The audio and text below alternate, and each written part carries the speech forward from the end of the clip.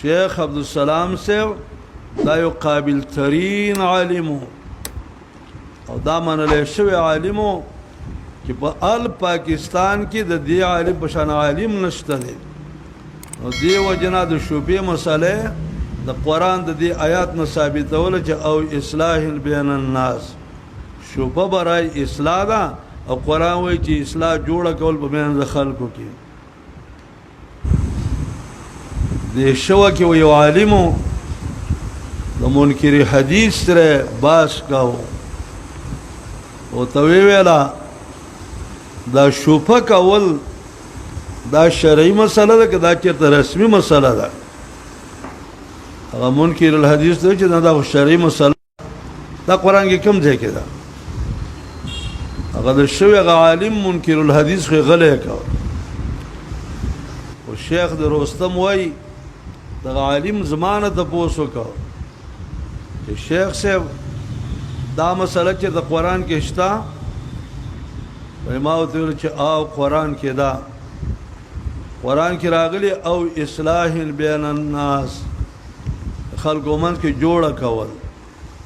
شوپه شریعت جایز کړې ده چې د خلکو منځ کې جوړه وشي څنګه ستا د کور خوا د کور خرچیږي اوس داسې سړی راځي دی کور لا چې سبا دې تم تنګي ستا بچیم تنګ دي ستا ښځې هر څه تنګ دي ته شوپه وکړه چې دا سړی هلته رانه شي ځمکه یې د ځمکې خواته خرچیږي